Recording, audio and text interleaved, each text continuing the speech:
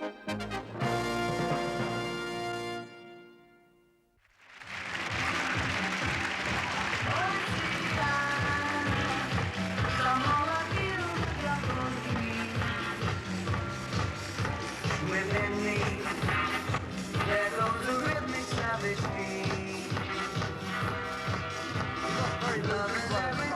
Paris fashion show begins.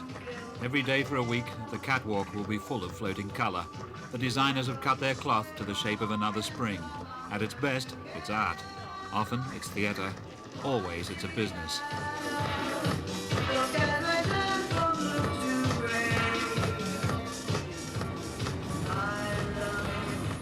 But what business is it of mine? I thought fashion was frivolous until I visited the Soviet Union and realized that people deprived of frivolity think of nothing else. That made me think again. Then the famous photographer Terence Donovan told me that if I really wanted to see how serious the fashion scene was, I should go with him to Paris and make a movie. He brought the camera, I took the pencil, and we went to the fashion show.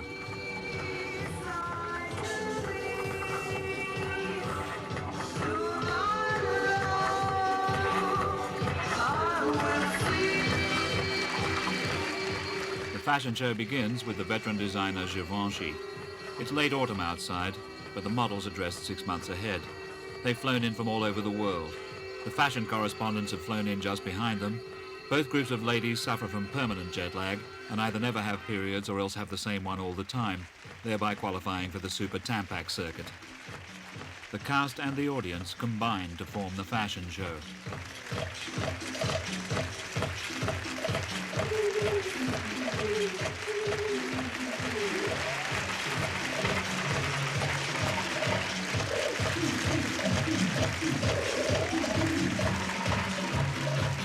Meanwhile, Givenchy's collection is going down well with the assembled experts. I think I can see why, although in another week I hope to have something better than instinct to go on. See you again, how are you? Backstage, Givenchy accepts homage from the American buyers, known collectively as the boys from Bloomingdale's. Oh, nice to see you again. Nice to see you. Wife Jane. Hello, it's a beautiful collection. From Saks? He's from Bloomingdale. How are you? You are from Saks. Yes. He is from Bloomingdale. We're going to confuse them. Oops, sorry, Donna. Marvelous. And this is where the kissing has to start. Hi. Oh, nice. Great to see you. He's fine. He's fine. I'll speak to you later. Do you think it will be a successful collection in commercial terms? Can you tell just from the way it was received? Can you tell just from the way it was received? You know, you never know. This is what is important is the reaction of the buyers. Yeah. You know, it's an early show. Well, I was watching the buyers and they were clapping. And, you know, I work in that direction to please the buyers and the customer. What's most important to you, prêt-à-porter or couture? Both now. This is very interesting because it's difficult to make ready to wear, to have short quantity of fabrics to try to make a beautiful dress and a beautiful effect. After a sleepless night with my head full of music and swinging skirts, I was back into the action. There was a day when haute couture was all that counted and you had to be Jackie Kennedy to wear a work of art. Then ready to wear took off. Most of the designers are men, but there have always been a few conspicuous exceptions. Sonia Rykiel isn't out to dress the rich, although she might very well get rich herself dressing all the dynamic ladies who like wearing her clothes. She lives in a garret, but as garrets go, it's got a lot going for it. More of a temple, really. Sonia is a deep thinker about her calling. The high priestess pronounces. I think the first act for a woman to be clothed is to look at her in a mirror and to understand what she is. And what is the image she wants to have, she wants to project. And after that she can mix any clothes, but only if they know how to do that. And it's for that I speak about the mirror, because they have to know them. They have to understand what they are. They have to understand what they want to show and what they want to hide of their own figure.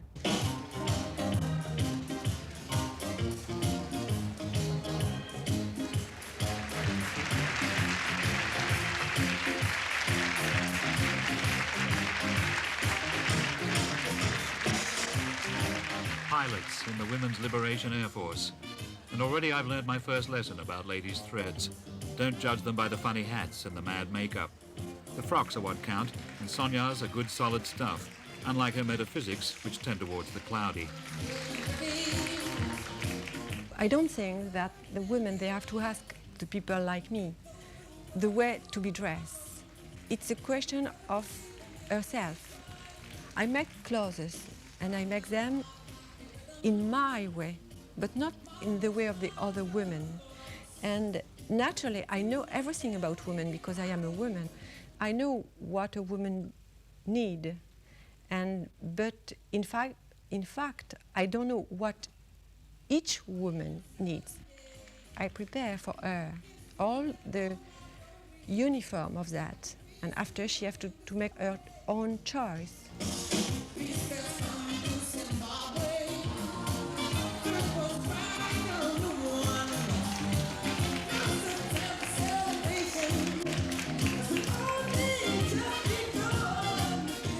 The way to be for women, to be for me very interesting, is the way to use the movement and gesture.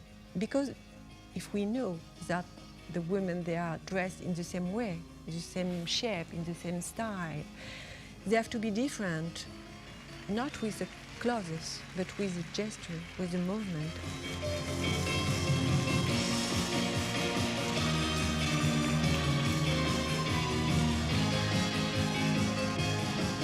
With the clothes, you have to give the impression to be nude. To catch men, it's the first act for a woman. They do that naturally. But the way to be dressed, it's not the purpose to catch men. The purpose is to understand you, yourself, by the inside.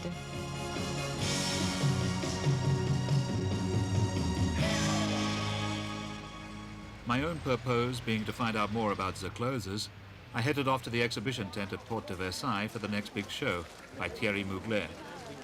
From the outside, Porte de Versailles has the same charm as Earl's Court without the elegance, but the clothes show up well in the white light, and anyway, business is business.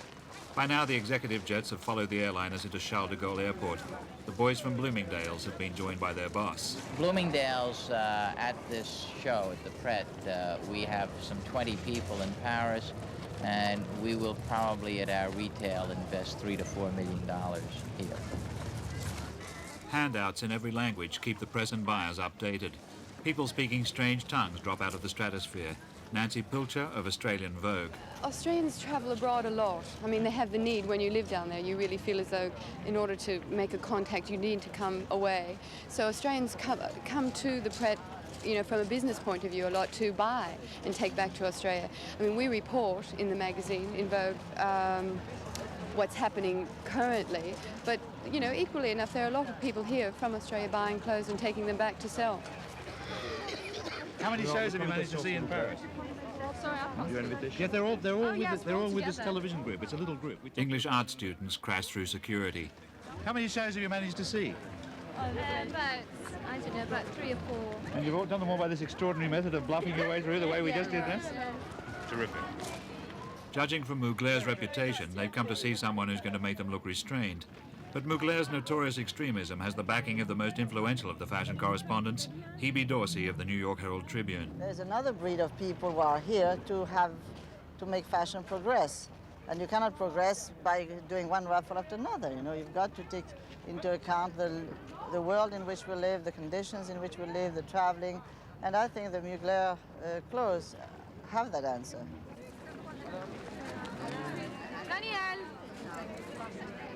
Mugler was going nowhere until recently, but after Bloomingdale's took his whole collection to New York, he became an event.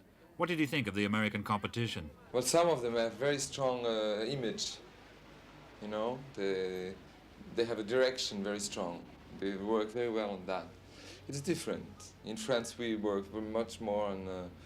We take more risk. We do more. We make the fashion going en avant. You see, going forward. Yes, more.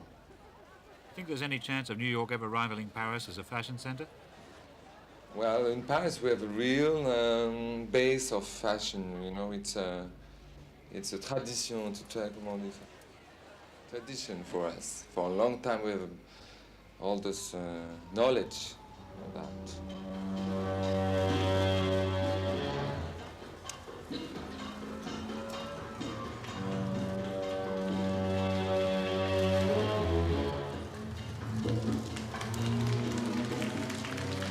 Mugler sounds halfway between a mugger and a bugler, and certainly his clothes show a distinct element of military violence. Mugler just loves uniforms. If it has ever occurred to him that Hitler thought the same way, he hasn't let it bother him. KGB interrogators or Chinese paratroopers who need a little number for evening wear should place their orders now.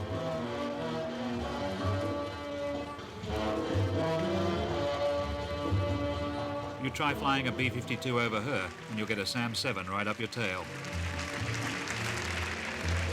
Writing a letter for help.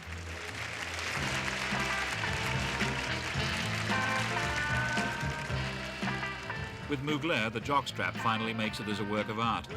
Note the coil of rope around the gentleman's waist to hang himself with if the party gets dull. Isn't that Marie Helvin? After only 2 shows, I'm starting to notice that the same girls are cropping up all the time.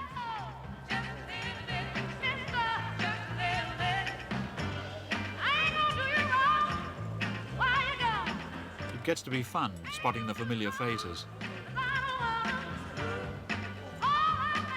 That's definitely Marie Helvin, which probably means that Jerry Hall isn't far away. Jerry and Marie are pals.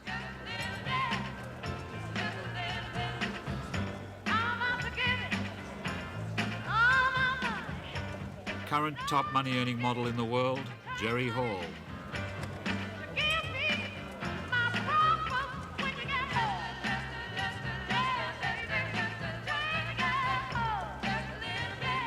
Dragon Lady demands sacrifice.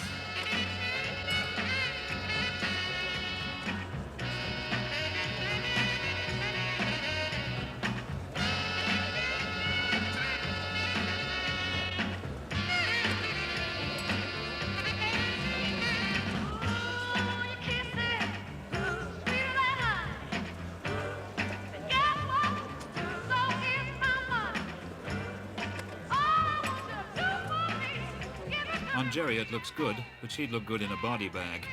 I could just about see how my dislike of Mugler's designs might have been a regressive male chauvinistic desire to keep women wrapped in ruffles.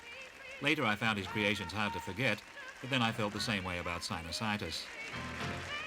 Anyway, the press broke his way and so did the buyers, which probably means that before too long some female in your family will be wearing a blue denim germ warfare suit with a leopard skin patterned polythene poncho. Maybe that's the price of liberation. It could be that all those pretty frills ever did was to keep women in their place. If your girlfriend treads on your head with a jackboot, at least you'll know she's wearing her clothes instead of her clothes wearing her.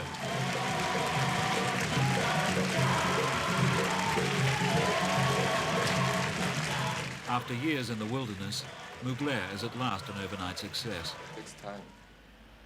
But it comes like that, I don't know why. I always did the same thing. And one season, just everybody discovered it and said, we sell it well, we love it, and everybody likes it. I don't know, it just came like that.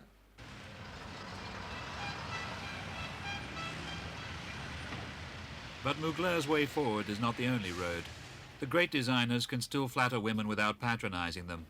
For the house of Chloé, Karl Lagerfeld embodies the ideal cocktail of tradition and inventiveness. He's drawing his friend Sonia Rykiel. How do you feel about working in a medium which is essentially here today and gone tomorrow, or anyway, here today and gone the day after tomorrow? I mean, don't you want to build something permanent? What are you building that's permanent? But a look, nothing. a feeling? I like to destroy things. Yeah. Because if when you destroy things, you have to build again. Who wants to have one thing built and then wait for the rest of the day? What I like in fashion is you do it again and you do it again and you do it again. You age perhaps quicker than everybody else because you live 6 months ahead. But that's funny about fashion, you know? To do, to destroy, to do, to destroy. Explain to us what's involved. In the fitting, you know, the only thing involved is to see if the dress is doing right or not. Huh? This dress is nearly already finished. It's the last fitting.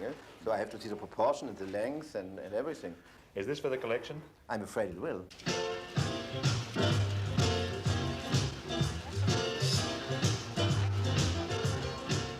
if you make a collection, you make a whole group of dresses. You make one, and then you make it with a narrow skirt, with shorts, with pants.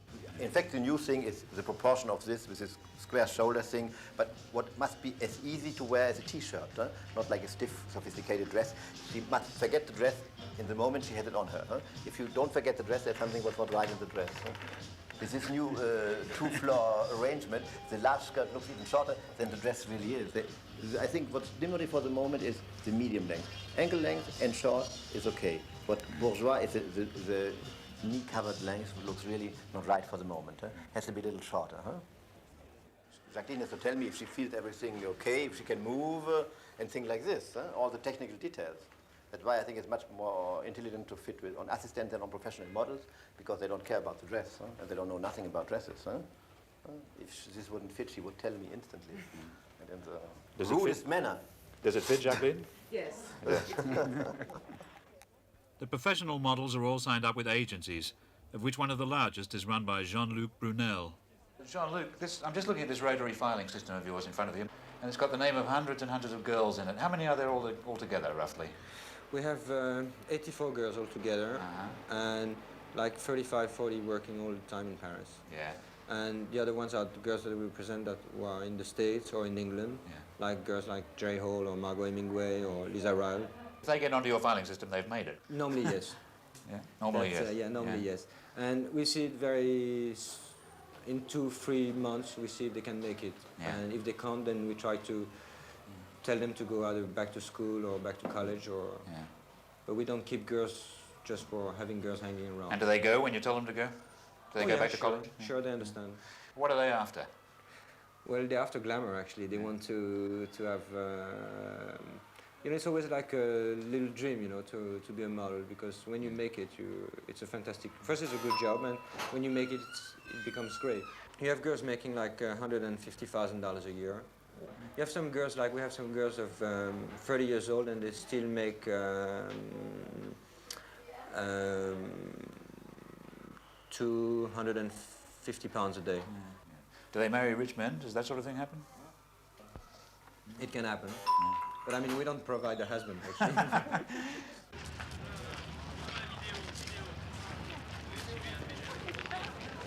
Models come in all flavours. Some of them are fairly clearly plugged into a special wavelength where there isn't much talk between tracks, but some of them are sober and industrious. None more so than Jerry, who banks her money the day she makes it and owns a ranch called Lonely Oak in Texas. She's on the catwalk in every major city in the world, and she'll do 3 shows a day in Paris alone. How do you fit them all in? I mean, do you stay made up between shows or what? Yeah. And you run? You run a lot, yeah. And you run for a whole week? Yeah. I'm doing 19.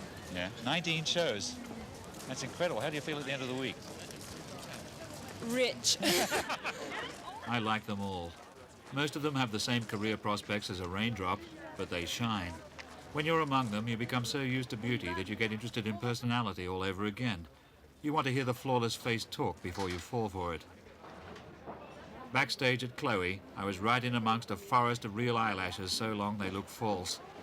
The loveliest of all the level-headed Swedes is called Gunilla Lindblad. I don't know, I thought it was funny to try. Yeah, and I didn't know if I would succeed or not, it was just a challenge. And you came to Paris? I came to Paris, yeah. And when did you know you were successful? When the phone started to ring, huh? Well, yeah, when you start to work every day. Yeah. When you can say no, when you have to say no to some jobs, then you know you're successful. You enjoy it still? Oh, I love it, yeah. Marcy Hunt is a smart American. What's it like with 10,000 eyes watching you? Do you forget it?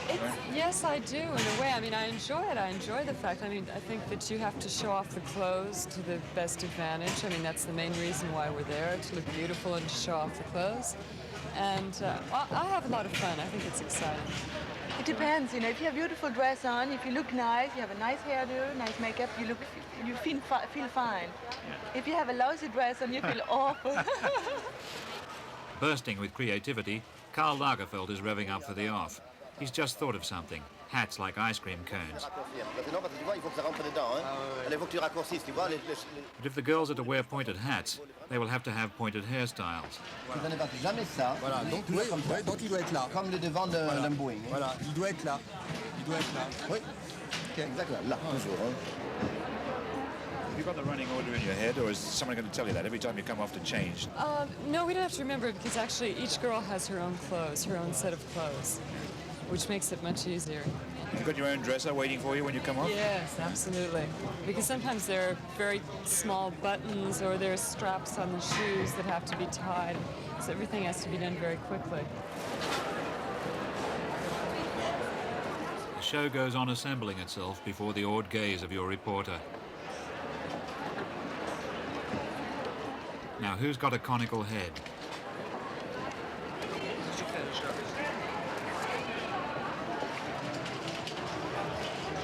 The tongue twirlers gear up for the conical concept.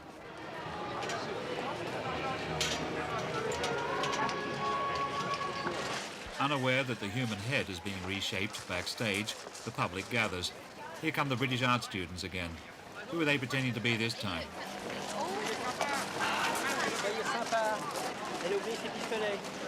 And once again, they crash straight through. At this stage, I was all set to make a polite exit and take up my appointed place front of house, but Donovan advised me to stay quiet, stick around, and blend into the backstage scenery. This turned out to be a very rewarding course of action.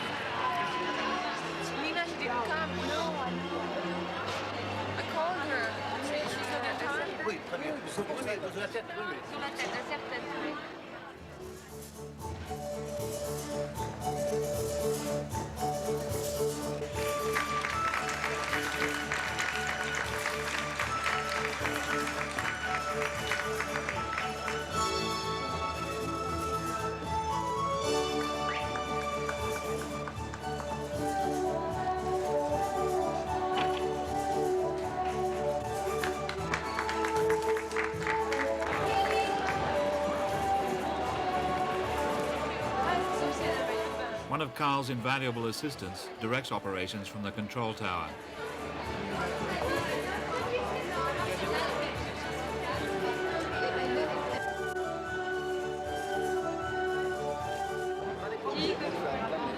The conical hat concept was by now in a very advanced stage of research and development.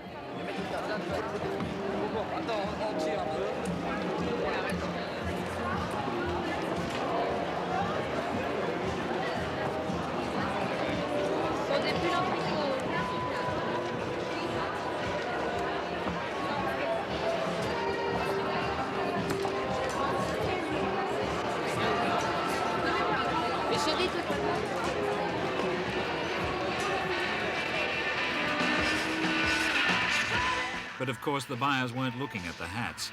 They were looking at the latest version of that long, soft, flowing Chloé line that goes on selling forever.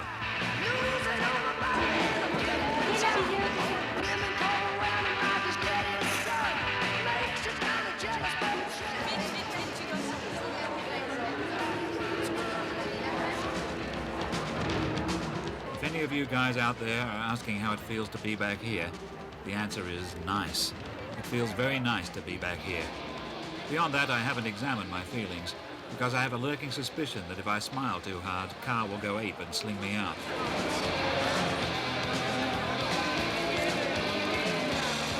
There are people that will investigate you. They'll insinuate, intimidate, and complicate you. Suddenly it struck me that there was something else Karl could have done with the hats.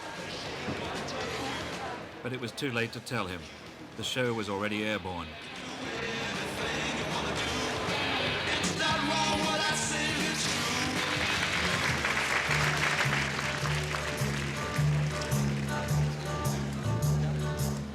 There was a Joe who was leaning on her back door, a couple chills. But I don't know the reels and I was staying. They were waiting to get your hands on some piece of money, yeah. So they put me down. I said, I'll check this time. One step up, one step back, one loose on the shoulder strap. She couldn't sleep, and he's got me. She was almost dead. He was in my head.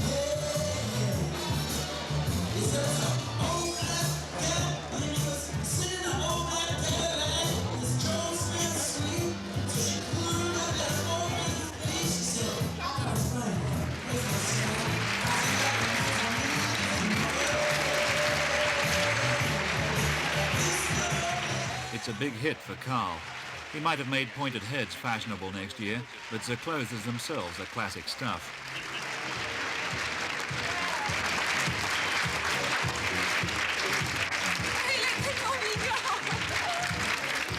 Back he goes to face the kisses.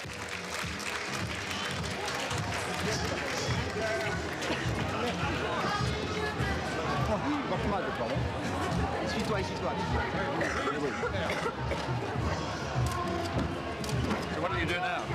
You sit back and wait for the orders to flood in? Merci, mon lien. Qu'est-ce qu'on prétend pas? Ah, nous faire le bon feu. Non, on est pas bien. Il y en a pas mal. Ah oui, il y en a plein. What do you do now? Just relax? Yeah, relax. When your real work starts, huh? I have other things to do, you know. Yeah. C'est bien? He had too. The Paris fashion show was only half over. If Karen had stayed in Finland, this wouldn't be happening to her. Olivier is making her up for the Paris fashion show. Anybody, any ladies can be beautiful with makeup, really. Yeah. Anybody, any age? Oh, of course, no age for to be beautiful. Yeah? Sure not. It's easy with the young, and it's more exciting to do with around 40 and 50.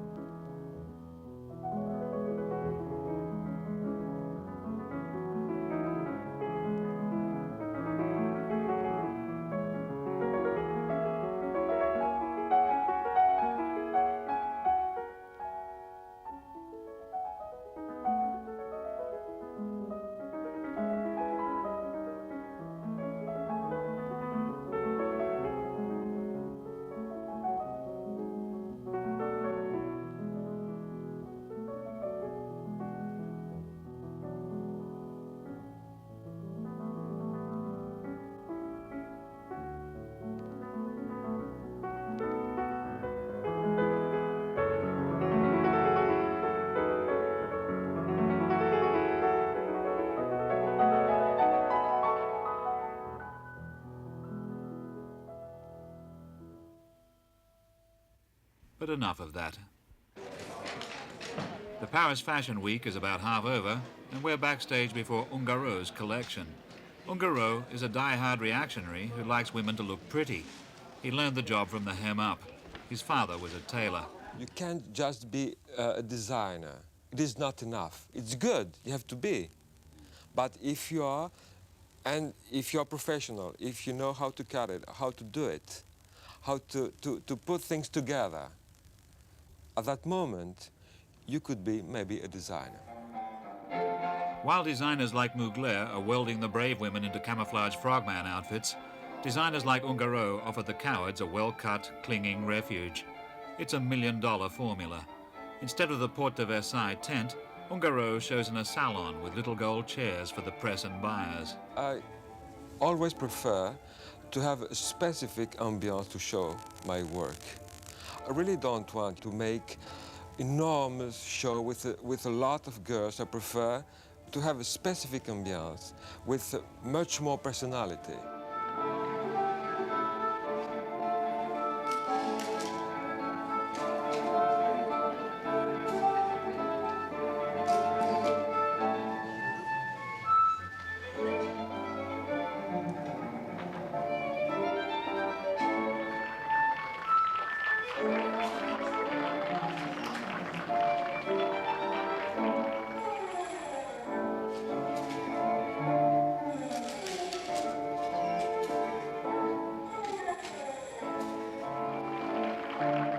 Ungaro's design philosophy goes back to when Eve clad her nakedness.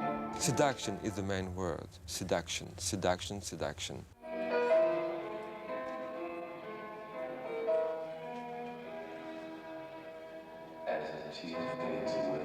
It's probably a bit corny to say so, but I think he seduced me.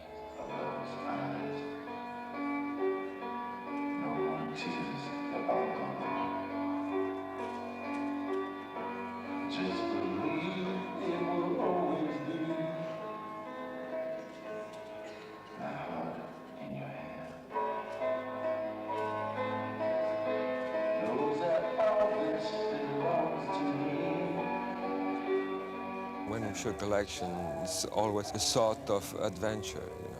We are never sure about the result, never. The problem is not to be successful once. The problem is to be successful always. Ungaro's show is a big hit. Lulled by the frilly vision of his conservatism, I craved adventure. The Japanese designers are more daring, in keeping with their strong tradition of landing their naval aircraft on the enemy's capital ships. Their leader is called Kenzo, and he's some kind of genius. We make a design and for not only one material. I see. Yeah. We have show us the material. If he was less talented, he would never get away with his sake-crazed eclecticism. Kenzo came to Paris from Tokyo in the late 60s, absorbed the whole history of Western fashion all at once, and made a kaleidoscope of it. His sense of colour is so highly developed that he can sew rose petals on a tartan. This is the first pattern with toile. Yes. And with they the made cloth, with real material. The Fermi Heads is called Jap, and it's a success story on the scale of the Zero Fighter, except that what Kenzo does doesn't hurt you. I see. So this is the pattern, and this is the real material of the actual. Yes. And will we see that one at the collection? Yes, of course. Yes. I hope so.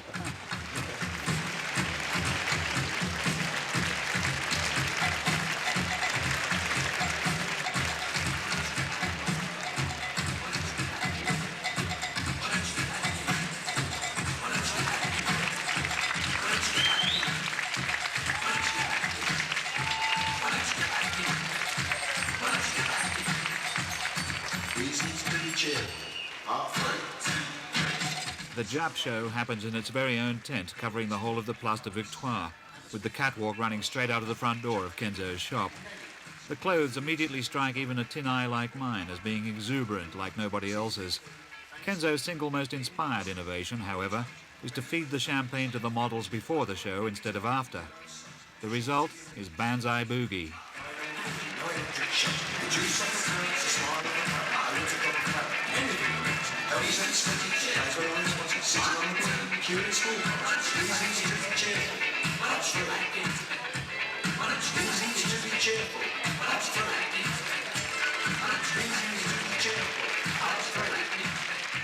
Sayoko is the bride. Madame Butterfly goes west.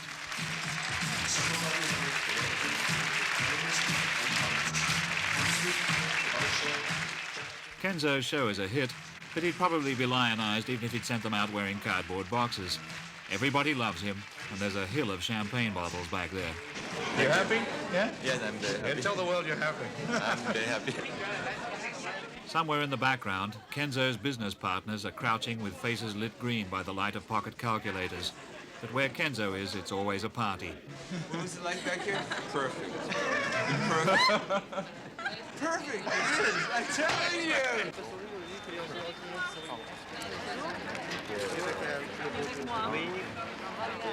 The week comes to a peak with Yves Saint Laurent. His towering status is reflected by the security checks you have to get through to get in. Everybody admires Saint Laurent's talent and hates his business manager, Monsieur Berger, who reputedly once kicked a catwalk photographer in the face.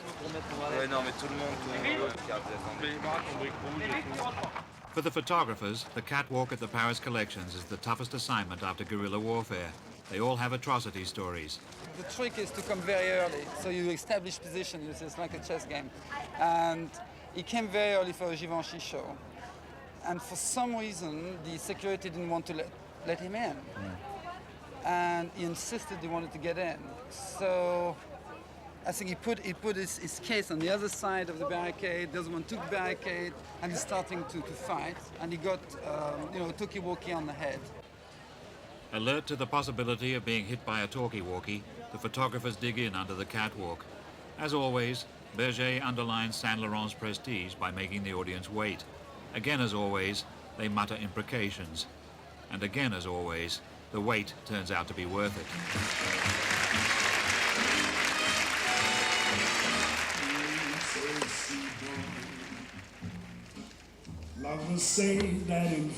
Numéro 68, number 68. it means that it's so good. Oh, c'est si bon. So I say it to you, like the French people do, because it's oh so good. Numéro 69, number 69. Every word, every side. A week ago, I could have told you this was exceptionally good, but not why. Now I think I can see some of the reasons. Only one thought, and it's this. Everything seems to flow like smoke.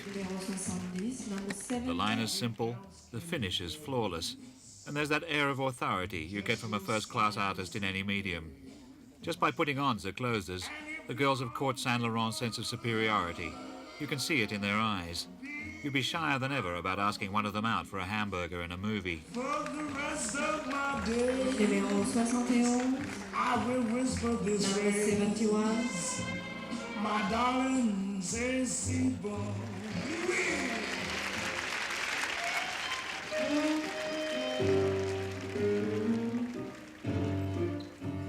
At this point, the lights conked out. Some of the more battle-weary photographers went on getting shots of the darkness. Everyone hoped Berger would come out and do his nut, but he double-crossed his public by remaining sane. Nous sommes tout à fait désolés, nous allons attendre que la lumière revienne. Merci beaucoup et excusez-nous.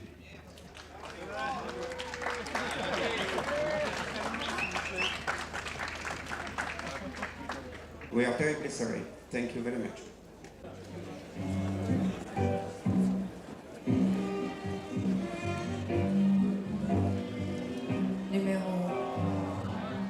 The lights conked out again.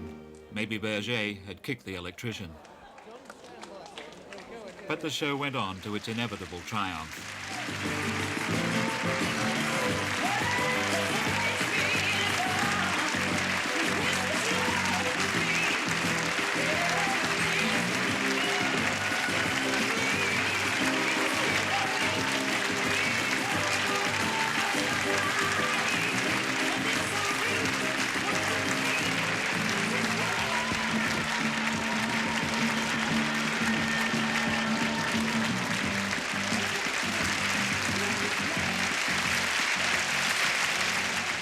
The master materializes.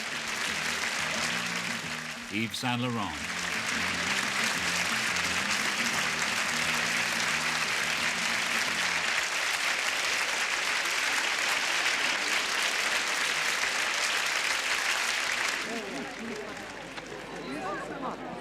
Backstage, they start kissing Yves' face away like water on a soft rock. Osculatory attrition is the designer's occupational hazard. Meanwhile, your intrepid reporter braves Berger. You were very cool when the lights went out, very calm. Yes. Everybody, what can we do? But the clothes were so beautiful. You know, it's a French organization. Exactly. Brilliant. Okay. Brilliant. We are very good for food and wine, and maybe fashion, but not for life. Still chewing Yves' face. You'd enjoy it, yeah? Yeah, I'm relieved it's over. Yeah, really? Yeah, I gotta go home and count my money now. You enjoy that? Oh, yeah. Come on. Okay. You enjoy it still? Yeah. After all these years? Yeah, I love it. So what do you do next? What are you going to do now? I'm finished now. Yeah? Were you taking pictures of girls and clothes in Russia? No, never. Never? Never. Aren't there fashion shows there? Yes, but it's for a very close society, not for so many people like here. I mean, it's for clothes, but you can get an invitation. But there... So it's not democratic in Russia? Not really? No, you see, anyway, if you have money, you can't buy what they produce. I mean, they don't produce for shops. So when you got here and you saw one of these shows, what was your first impression? I like it. Yeah? Yes. Picasso's daughter, Paloma, joins the kissing queue. I just love this collection most of all. I mean, this collection was really the greatest of all. And as I must say, Yves is always the best. What's he got that the other guys haven't got? He's sure. He knows exactly what he's doing. I think he really, he's so sure of what he's doing, of the colors, and he can play around, with colors and shapes anyway, because he can't go wrong. What do you think your father would have thought of today? Was he interested in was interested in everything that, that's being done. He loved to dress. I mean, it was a great dresser. He would always dress with very extravagant clothes and very strong colors, and I'm sure he would have enjoyed, a fashion show. So shy that he arrives in the boot of a car before a show and has been known to go into exile before it is over, Yves nevertheless granted your reporter an interview. Do you prefer designing for summer or winter? You like summer. Yes? Why is that? Because it's synonymous of vacances, of holidays. When did you start thinking of the collection? When did you start thinking of your creation? This one, yeah. 2 weeks ago. Yeah, really? So soon? I was the only one who didn't get kissed. Yves Saint Laurent was still top of the heap, but if I thought I'd seen everything, I was wrong. The designer who really startled everyone was Claude Montana. For years, Montana had been turning out the kind of schmutter where the lady looked as if she'd walked out of the frizz parlor with the hairdryer still on her head and had put on American football armor under her combinations. His frocks were strictly for fashion slaves. No one denied he had talent. What they denied was that any woman with all her marbles would ever consent to wear his clothes except at gunpoint. I think if I had listened to all the people at the beginning when I started, I would have quit to do something else. So it's just, I think you have to really stick to your own ideas and personalities. It's just the only way, I think, just to be honest with yourself and do really what you feel like doing.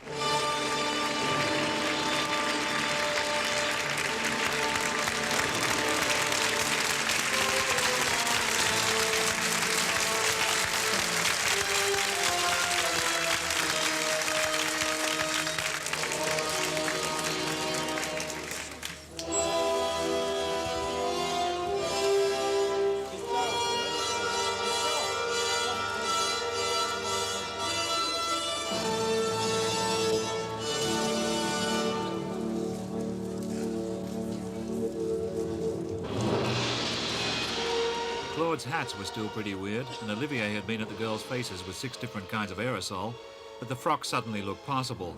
You could almost imagine your sister wearing them, if your sister didn't mind stopping the traffic. The Women's Liberation Lifeboat Service.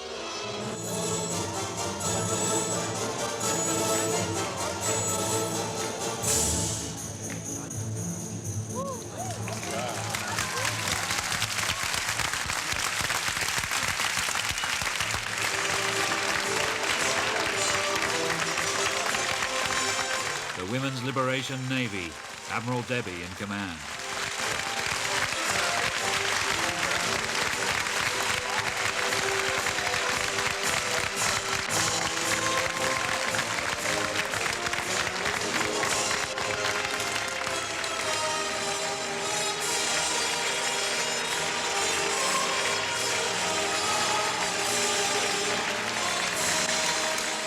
I loved the show. By now I'd learned that fashion doesn't just mean things being thought up, foisted on helpless victims and then forgotten. These dresses will always look good. There is such a thing as a lasting image made of cloth.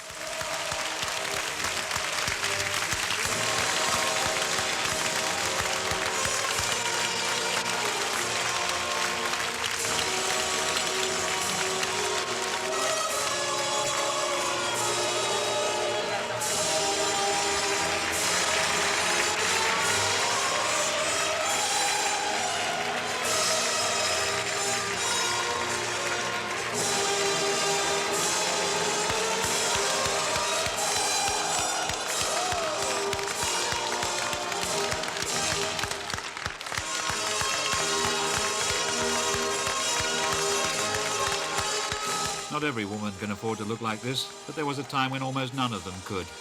The new styles filter down and change everything, and as hems and collars ebb and flow, we measure time. What better to measure it by?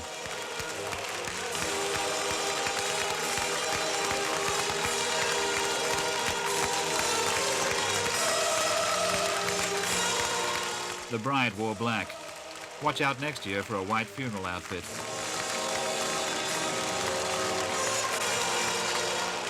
The great thing about the fashion show is that even a convicted dingbat like Claude can suddenly turn out something women want to put on. It was like that in the cave. There was always a man who ducked out from hunting animals and sat around making cocktail frocks out of the skins. He spent too much time with the ladies, but how bad is that? Montana has always been out to stun the audience, but this time he stunned them nicely. He doesn't look as if he could hit very hard in a fight, but he sure knows how to make them happy. The whole world is fighting to get at him and to discuss his collection, which has been a triumphant success. We're among the privileged who have managed to penetrate to the inner sanctum behind here. There are actually people trying to break down the doors to get in here outside. Success in this sort of thing is 100% or it's nothing, and he's just had a most magnificent show. And now he's so overwhelmed by the reception he's getting that he's actually gone into hiding.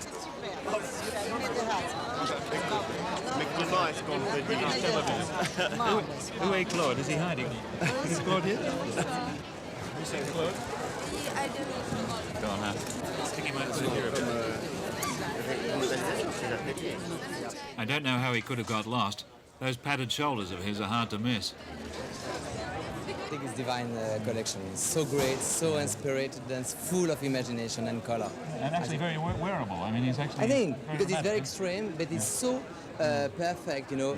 It's flatter. It's very flattering for a lady. It's fantastic. Yeah. They look great. Yeah. And where do you think Claude Montana is hiding at the moment? I don't know. Where he is? I'm looking for him. I'm just told he's actually over here. His physical presence has now been announced. And we're going to try and get at him for a second. Claude, why are you so shy? You've had a great try on. With the water. The girls love the clothes.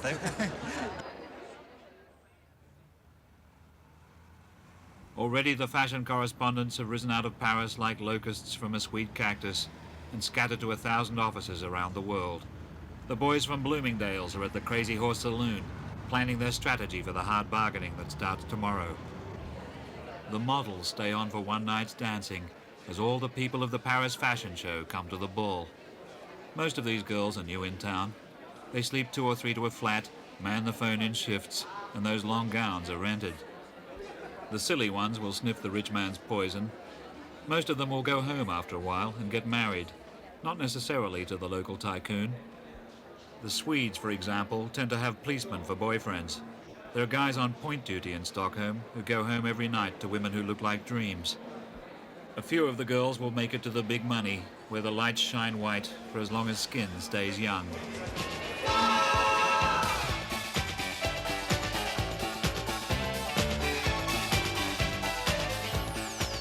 My week at the fashion show took me a long way. I saw how the great designers take the human impulse to show off and control it until it turns to style. I learned a bit more about giving rein to whatever is the opposite of masculine in my own nature. I met a lot of beautiful girls and made friends of them instead of a fool of myself. I went out shopping with Jerry Hall and I danced at the ball with Marie Helvin. I learned to look at the clothes with a certain respect, even when they seem crazy. Most of them will go out of date one day, but so will I. And meanwhile, who's to say that all the world's women who care about looking good are pleasing just themselves? When is innocent pleasure ever wasted? Coco Chanel, who designed the little suit that helped begin to set women free, once said, "Luxury is a necessity that starts where necessity stops." My own view is that God, when he finished resting on the 7th day, went to sleep and dreamed Paris.